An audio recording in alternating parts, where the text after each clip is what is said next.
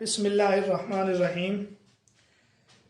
اصول حدیث میں آج ہم تحمل حدیث، اخذ حدیث یا ادائے حدیث اس کے بارے میں پڑھیں گے۔ یہ تحمل، اخذ، ادا یہ کیا چیزیں ہیں یہ آج ہم سمجھیں گے، اور اس کے طریقے جو ہیں ان کو ہم سمجھیں گے۔ آپ صلی اللہ علیہ وسلم کے جو شاگرد تھے صحابہ، اور اسی طرح تابعین، تبع تابعین، ان کے پیش نظر جو بنیادی چیز تھی وہ دو تھی۔ وہ دو کام کرتے تھے۔ ایک کام تھا حصول علم، بلکہ اس زمانے کے صحابہ، تابعین، تبع تابعین جتنے بھی مسلمان تھے ان کے پیش نظر خصوصاً حدیث کے جو محدث یا حدیث کے اندر رغبت اور شوق رکھنے والے علماء تھے، تو ان کے پیش نظر دو کام تھے۔ ایک ہے حصول علم، اور دوسرا ان کا کام تھا ابلاغ علم، علم کو حاصل کرنا، اور دوسرا ہے آگے اس علم کا ابلاغ، اس کو آگے پہنچانا۔ دوسری بات یہ یاد رکھیں، یہ جو علم ہے اس زمانے میں علم سے مراد علم رسالت یا علم حدیث، علم سے مراد علم رسالت اور علم حدیث، یعنی علم کا لفظ اصولی طور پر اس پر بولا جاتا تھا۔ تو صحابہ کے اور اسی طرح تابعین، تبع تابعین، ائمہ محدثین، وہ یہ دو کام کرتے تھے، حصول علم اور ابلاغ علم۔ بعد میں جو محدثین آئے تو حصول علم یعنی علم کو انہوں نے کیسے حاصل کیا، کس کیفیت میں حاصل کیا، اس کے لیے اصطلاح مقرر ہوئی تحمل۔ تحمل کا معنی ہے بوجھ، مشقت اٹھانا۔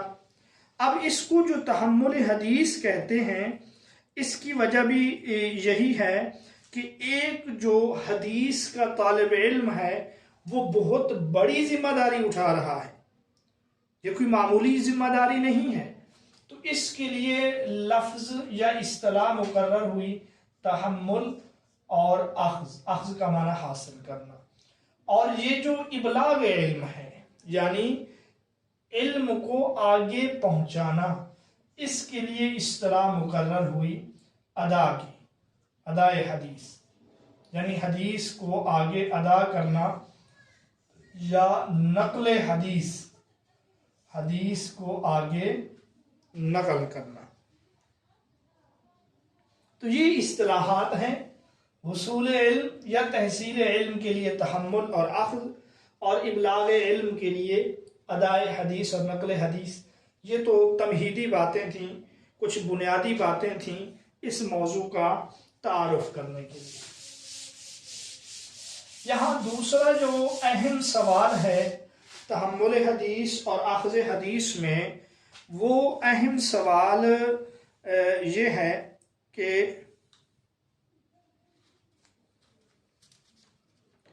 تحمل حدیث کے لیے شرط کیا ہے؟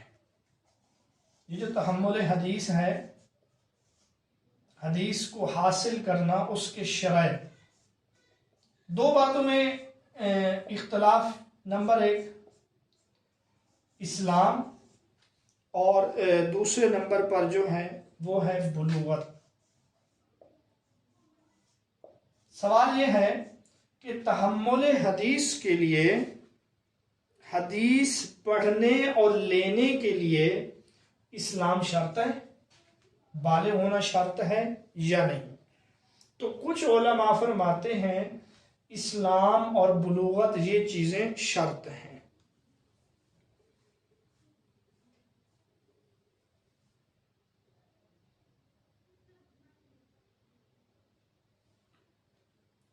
لیکن اکثر جو علماء ہیں ان کا نظریہ یہ ہے کہ اسلام اور بلوغت شرط نہیں ہے۔ مطلب اس کا یہ ہے اگر کسی آدمی نے مثلا کسی شخص نے کفر کی حالت میں حدیث سنی، پھر اللہ نے اس کو اسلام کی توفیق دی اور اسلام کی حالت میں وہ آگے حدیث بیان کرتا ہے، تو یہ حدیث قابل قبول ہے۔ اور اسی طرح بالغ ہونا بھی کوئی شرط نہیں ہے۔ بہت سے نابالغ صحابہ نے آپ صلی اللہ علیہ وسلم سے احادیث بیان کی ہیں، جیسے جو ہیں حضرت حسن رضی اللہ تعالی عنہ ہیں، حضرت عبداللہ بن عباس رضی اللہ تعالی عنہ ہیں۔ تو اسلام اور بلوغت یہ چیزیں شرط نہیں ہیں، یہ بات آپ نے پڑھ لی ہے۔ اچھا، یہاں دوسرا جو مسئلہ ہے وہ ہے سماع حدیث یا تحمل حدیث، یعنی حدیث سننے اور حدیث کو لینے کے لیے ابتدا کس عمر میں کرے۔ تحمل حدیث یا سماع حدیث کے لیے عمر، راوی کی عمر کیا ہو۔ یہاں یہ بات جو ہے نا مستحب کے حوالے سے ہے، کس عمر میں مستحب ہے یعنی اچھا ہے۔ تو اس حوالے سے علماء کے مختلف قول ہیں۔ پہلا قول یہ ہے کہ سماع کے لیے 30 سال ہو۔ یہ کن کا قول ہے؟ یہ اہل شام کا قول ہے۔ مستحب یہ ہے کہ 30 سال کی عمر میں وہ کیا کرے؟ سماع کرے۔ دوسرا قول، اس سے آپ 20 سال کم کریں 10 سال، تو دوسرا قول ہے 20 سال۔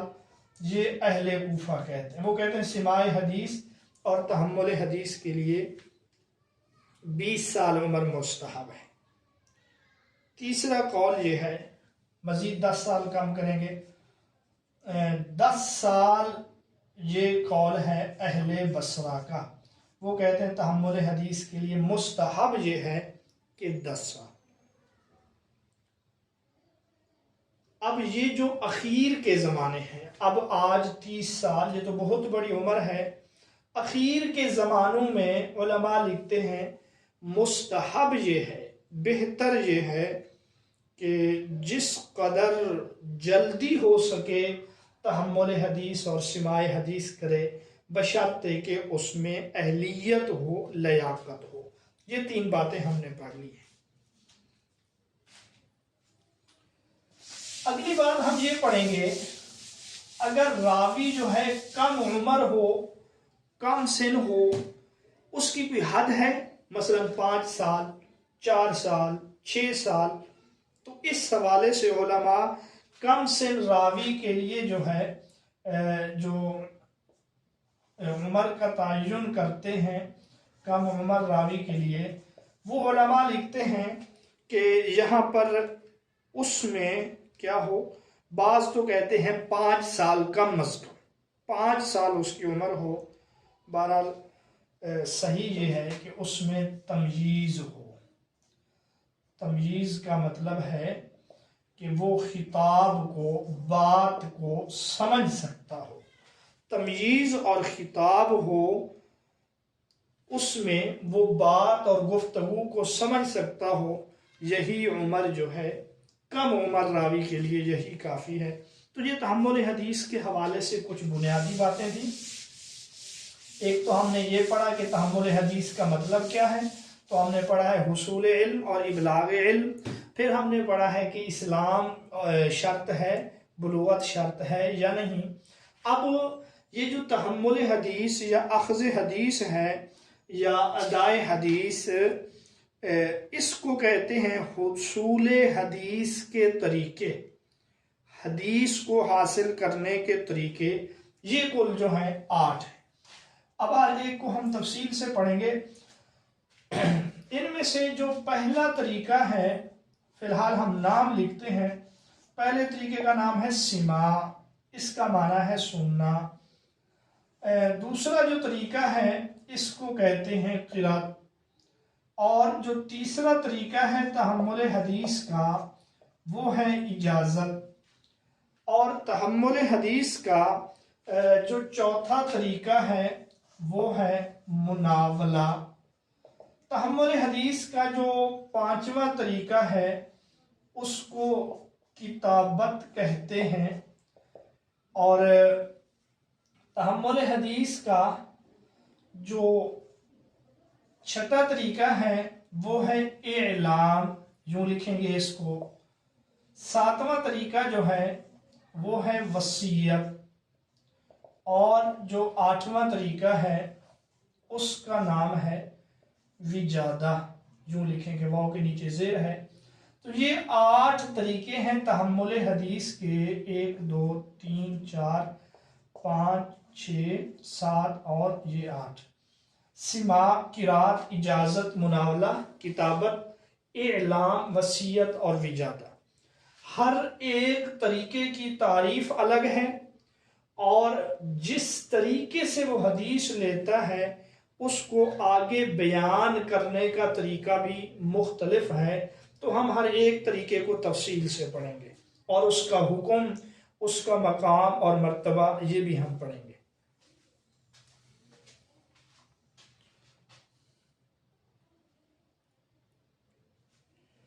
یہ جو پہلا طریقہ ہے سماع، اس کو ہم پڑھیں گے۔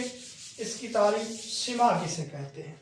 یہ سماع جو ہے اس کو کہتے ہیں السماع من لفظ الشیخ۔ السماع من لفظ الشیخ، سماع کا لفظی معنی ہے سننا۔ اس کی تعریف یہ ہے کہ استاد پڑھے اور شاگرد سنے۔ استاد یا شیخ پڑھے اور شاگرد سنے، عام طور پہ ایسے ہی ہوتا ہے۔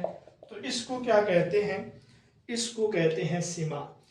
اب استاذ کا پڑھنا جو ہے یہ دو حال سے خالی نہیں ہے، زبانی پڑھے حافظے سے، یا یہ ہے کہ کتاب دیکھ کر۔ جس حال میں بھی استاذ پڑھ رہا ہو، وہ زبانی پڑھ رہا ہو، وہ کتاب کو دیکھ کر پڑھ رہا ہو، یا یہ ہے کہ وہ استاذ املا کروا رہا ہو، یعنی کسی چیز کو لکھ رہا ہو، تو اس چیز کا نام جو ہے السماع ہے۔ تو سماع کی تعریف آپ یوں کریں گے کہ استاذ جو ہے پڑھے، شاگرد اس کو سنے، اس کو سماع کہتے ہیں۔ خواہ زبانی پڑھے، خواہ کتاب دیکھ کر۔ اسی طرح شاگرد بھی، خواہ شاگرد سن کر لکھتا رہے یا سن کر حافظے میں محفوظ کرتا رہے، اس کو سماع کہیں گے۔ اب یہ تو ہے تحمل۔ اب تحمل کے بعد یہاں ہے اب ادا، کہ جب شاگرد حدیث کو اس طریقے سے لے تو آگے جب اپنے شاگردوں کو بیان کرے گا تو اس کو کیسے بیان کرے گا؟ آپ یوں سمجھیں کہ یہاں یہ دیکھیں، ایک ہے شیخ، دوسرا ہے راوی، اور تیسرا ہے راوی کا شاگرد۔ اب یہ تحمل حدیث اور ہم اخذ حدیث دیکھیں گے۔ یہاں سے یہ کرے گا تحمل، شیخ سے حدیث لے گا اور پھر اپنے شاگرد کو کرے گا ادا۔ تو شیخ کی طرف تحمل ہے، نیچے جب آگے منتقل کرے گا یہ ہے ادا۔ اب یہ تحمل تو ہو گیا، سماع کو جب وہ آگے ادا کرے گا تو کس حال میں ادا کرے گا؟ تو اس کی ادائیگی کے جو طریقے ہیں وہ دو ہیں، کیونکہ شاگرد جو ہے وہ دو حال سے خالی نہیں۔ شاگرد یا تنہا ہوگا یا اور بھی ہوں گے، یعنی استاد اور شاگرد صرف دو ہیں یا شاگرد ایک سے زائد ہے۔ اگر شاگرد ایک ہے، تنہا ہے، تو وہ یوں کہے گا سمعت، میں نے سنا، یا وہ یوں کہے گا حدثنی، مجھے استاذ نے بیان کیا۔ اور اگر شاگرد ایک سے زیادہ ہوں پھر وہ کہے گا سمعنا، جمع کا صیغہ ہے، ہم نے سنا، اور یوں کہے گا حدثنا، کہ ہم سے بیان کیا۔ یہ تحمل حدیث کا جب سماع ہو تو ادائیگی کے الفاظ یہ ہیں۔ یا تو وہ سمیتو کہے گا یا پھر وہ کیا کہے گا، حدثنا کہے گا۔ یہ جو ہے اس حوالے سے علماء محدثین کہتے ہیں یہ سب سے اعلیٰ طریقہ ہے، سماع کا سب سے اعلیٰ طریقہ جو ہے وہ تحمل حدیث کا سب سے اعلیٰ طریقہ جو ہے وہ یہی سماع ہے۔ اچھا یہ ہم نے پڑھ لیا۔ اب ادا میں ہم نے کیا پڑھا ہے کہ یا تو وہ سمعتو کہے گا، حدثنی کہے گا، یا سمعنا اور حدثنا کہے گا۔ اگر ایک ہو تو اوپر والے کہے گا، اگر ایک سے زائد ہوں تو یہ۔ اب محدثین یہ کہتے ہیں کہ ان میں افضل کیا ہے، سمیتو اور حدثنی افضل ہیں یا سمینا اور حدثنا افضل ہیں؟ پہلے تو ہم نے یہ پڑھا نا کہ 8 طریقوں میں یہ افضل ہے سماع، اب یہ ہے کہ ان میں کون سا افضل ہے؟ تو اکثر علماء یہ فرماتے ہیں کہ سمیتو اور حدثنی یہ افضل ہیں، کیونکہ یہاں شاگرد براہ راست سن رہا ہوتا ہے، ایک شاگرد ہوتا ہے اور ایک میں توجہ زیادہ ہے بنسبت جب ایک سے زائد ہوں، کیونکہ جب استاذ ایک کو پڑھا رہا ہے تو استاذ کی مکمل توجہ ایک شاگرد کی طرف ہے، اور اگر استاذ ایک سے زائد کو پڑھا رہا ہو تو ممکن ہے کہ اس راوی کی طرف استاذ کی توجہ جو ہے وہ ذرا کم ہو۔ تو یہ پہلا طریقہ ہم نے تفصیل سے پڑھ لیا۔ تحمل حدیث کا جو دوسرا طریقہ ہے اس کو کہتے ہیں القراءۃ علی الشیخ۔ قراءت کا معنی ہے پڑھنا۔ اصطلاحی اس کی تعریف یہ ہے کہ یہاں پر پہلے کے الٹ ہے کہ شاگرد پڑھے اور استاد سنے۔ یہ تحمل حدیث کا دوسرا طریقہ ہے کہ اس کو قراءت علی الشیخ کہتے ہیں۔ اب یہاں پر بھی وہی بات ہے کہ شاگرد زبانی پڑھے یا شاگرد کتاب کو دیکھ کر پڑھے اور استاد جو ہے اس کو سن رہا ہو، چاہے استاد زبانی سن رہا ہو، چاہے استاد نے ہاتھ میں کتاب پکڑی ہو اور کتاب کو دیکھ دیکھ کر سن رہا ہو، اس کو قراءت کہتے ہیں۔ اس کا ایک اور نام بھی ہے، وہ ہے عرض۔ عرض کا معنی پیش کرنا، گویا کہ یہاں پر بھی شاگرد استاذ کے اوپر پیش کر رہا ہے، استاذ کو سنا رہا ہے، اس کو کیا کہیں گے؟ قراءت علی الشیخ کہیں گے۔ اب یہ ہے کہ جب یہ طریقہ ہو، یعنی کہ شاگرد پڑھے اور استاد سنے، تو اس صورت میں جب شاگرد آگے بیان کرے گا تو کیا کہے گا؟ تو شاگرد ادا کے جو الفاظ ہیں وہ یوں ہیں۔ اگر شاگرد ایک ہے تو کہے گا اخبارانی، اور اگر شاگرد ایک سے زائد ہیں تو پھر استاذ کہے گا تو پھر شاگرد کہے گا اخبارنا۔ تو یہ اخبارنا یا اخبارانی یہ قراءت علی الشیخ کے لیے مختص الفاظ ہیں۔ اچھا دوسرا، جس طرح اخبارانی کہہ سکتا ہے، یہاں پر وہ شاگرد یوں بھی کہہ سکتا ہے قرأت علی فلان، قرأت علی فلان، میں نے یہ بات فلاں شیخ پر پیش کی یا پڑھی، ان کے سامنے میں نے یہ کتاب یا یہ حدیث جو ہے پڑھی، قرأت علی فلان یہ بھی کہہ سکتا ہے۔ تو یہ تحمل حدیث کا دوسرا طریقہ ہے۔ ایک بات اب یہاں آپ یہ سمجھ لیں گے، آپ سے پوچھا جا سکتا ہے اخبارنا اور حدثنا میں کیا فرق ہے؟ تو اب ہم یہ پڑھیں گے اخبارنا اور حدثنا میں کیا فرق ہے۔ اور دوسرا جو سوال ہے اسی سے متعلق کہ ان دونوں میں جو ہے حکم کے لحاظ سے کیا فرق ہے، تو یاد رکھیں اس کے متعلق 3 قول ہیں۔ حکم ان دونوں کا 3 قول ہے۔ پہلا قول یہ ہے دونوں برابر ہیں، یعنی مقام اور مرتبے میں سما اور قرات دونوں برابر ہیں، یہ قول ہے امام مالک کا، اور اسی طرح یہ قول ہے امام بخاری رحمۃ اللہ علیہ کا اور کچھ دیگر محدثین کا۔ وہ یہ فرماتے ہیں کہ اہل کوفہ کا قول بھی یہی ہے کہ یہ دونوں برابر ہیں۔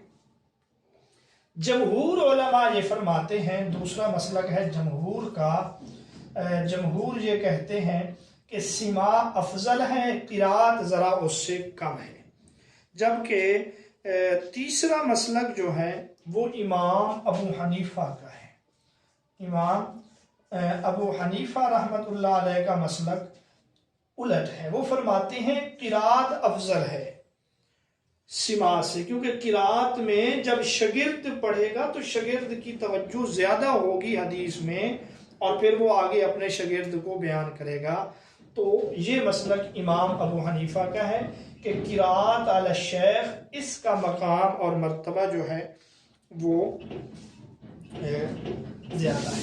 اچھا، دوسری بات جو ہے اخبارنا اور حدثنا میں فرق، تو اخبارنا اور حدثنا میں امام بخاری کوئی فرق نہیں کرتے، امام بخاری کہتے ہیں دونوں ایک طرح ہیں، لیکن امام مالک جو فرق کرتے ہیں اور امام مسلم جو فرق کرتے ہیں، اور بعد کے جو متاخرین ہیں وہ یہی فرق کرتے ہیں کہ اخبارنا کا تعلق جو ہے قرات علی الشیخ سے ہے، اور حدثنا کا تعلق جو ہے سما سے ہے، یعنی شاگرد پڑھے استاد سنے تو اخبارنا کہیں گے، اور اگر استاد پڑھے شاگرد سنے تو اس کو حدثنی یا حدثنا کہیں گے۔ تو بہرحال یہ تحمل حدیث کے ہمارے دو طریقے مکمل ہو گئے ہیں۔ پہلے طریقے کا نام تھا سما، اور دوسرے طریقے کا نام تھا قرات علی الشیخ۔ یہ جو تیسرا طریقہ ہے تحمل حدیث کا، اس کا نام ہے اجازت۔ اجازت کا کیا معنی ہے یہ ہم پڑھ لیتے ہیں۔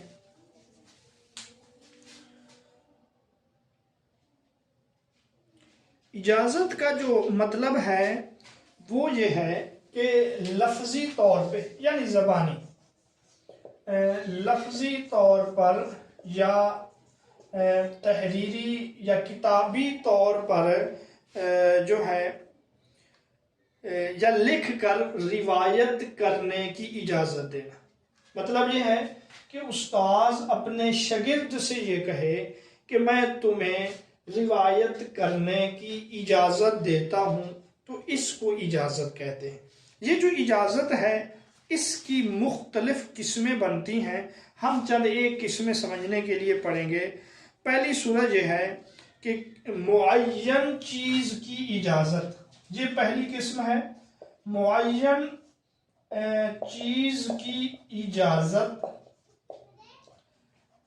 معین شخص کے لیے، معین چیز کی اجازت معین شخص کے لیے۔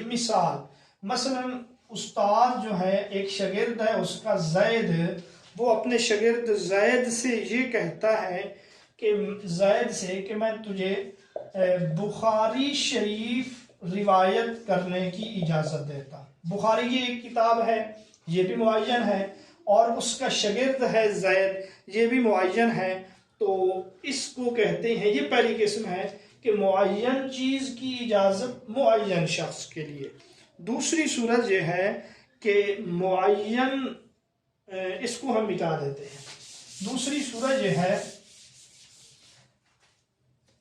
غیر معین چیز کی اجازت، غیر معین چیز کی اجازت معین شخص کے لیے۔ اس کی مثال میں بھی آپ لکھ لیں، جیسے زید یہ ایک معین آدمی ہے، معین شخص ہے۔ غیر معین مثلا وہ کہے کہ اپنی تمام روایات کی اجازت دیتا ہوں، میری جتنی بھی مرویات ہیں، استاذ یہ کہتا ہے۔ اب وہ تمام جو مرویات ہیں یہ غیر معین ہے، وہ اس میں بخاری بھی ممکن ہے، اس میں مسلم بھی ممکن ہے، اس میں دیگر کتابیں بھی ممکن ہیں۔ تو یہ دوسری قسم ہے غیر معین چیز کی اجازت معین شخص کے لیے۔ تیسری صورت جو ہے وہ کون سی ہے؟ تیسری صورت جو ہے وہ یہ ہے غیر معین شخص کو غیر معین چیز کی غیر معین شخص کو اجازت دینا، یعنی چیز بھی معین نہیں ہے اور شخص بھی معین نہیں ہے۔ مثلا وہ یوں کہتا ہے کہ میرے زمانے کے تمام لوگ، میرے زمانے کے تمام لوگ، شیخ یہ کہتا ہے۔ اب یہ تمام لوگ تو غیر معین ہیں، میں ان کو تمام روایات کی اجازت دیتا ہوں۔ اب یہ بھی غیر معین ہے، تمام روایات، غیر معین چیز کی غیر معین شخص کے لیے اجازت۔ 3 صورتیں ہو گئیں۔ چوتھی صورت یہ ہے، اب ہم غیر معین کی بجائے یہاں پر مجہول لکھیں گے۔ مجہول چیز کی اجازت، یعنی جو چیز معلوم نہیں ہے، مجہول چیز کی اجازت۔ اور وہ اجازت کس کے لیے؟ وہ بھی مجہول شخص کے لیے۔ مجہول چیز کی اجازت مجہول شخص کے لیے۔ آپ اس کی مثال سمجھیں۔ مثلا یہ ہے کہ مجہول چیز کی اجازت دے یا کسی مجہول شخص کو، مثلا وہ یہ کہے کہ میں سنن کی اجازت دیتا ہوں، سنن کی جو روایات ہے، اب سنن میں تو کئی کتابیں ہیں، اب یہ ہے کہ سنن کی متعدد تعداد ہے، اب ان میں سے وہ کس کو اجازت دے رہا ہے، اس کو کہتے ہیں مجہول چیز کی اجازت مجہول کے لیے۔ اور آخری جو ہے 5ویں قسم، وہ ہے معدوم کو اجازت دینا۔ 5ویں قسم معدوم کو اجازت دینا، یعنی جو موجود ہی نہیں ہے اس کے بارے میں، مثلا یہ کہے کہ میں فلاں کی جو اولاد ہوگی نا اس کو اجازت دوں گا۔ اب یہ ایک معدوم چیز ہے، اس کو اجازت دی جا رہی ہے۔ یہ اجازت کی میں نے 5 قسمیں بتلائی ہیں، اس کے علاوہ اور بھی اجازت کی قسمیں بن سکتی ہیں۔ ان کا جو حکم ہے وہ یہ ہے، جو پہلی قسم ہے اجازت کی، یعنی معین چیز کی اجازت معین شخص کے لیے، تو جمہور علماء یہ فرماتے ہیں یہ تو درست ہے، باقیوں کے بارے میں اختلاف ہے، بعض اس کو درست سمجھتے ہیں، بعض اس کو نہیں سمجھتے۔ آخری چیز وہ ہے ادا، کہ جب اجازت کی صورت میں اپنے استاد سے حدیث لے گا تو آگے ادا کس طریقے سے کرے گا، تو ادا کے لیے سب سے بہتر جو لفظ ہے وہ ہے اجاز علی فلان، کہ فلاں نے مجھے اجازت دی ہے، اجاز علی فلان، یہ سب سے بہتر الفاظ ہیں، فلاں نے مجھے اجازت دی ہے۔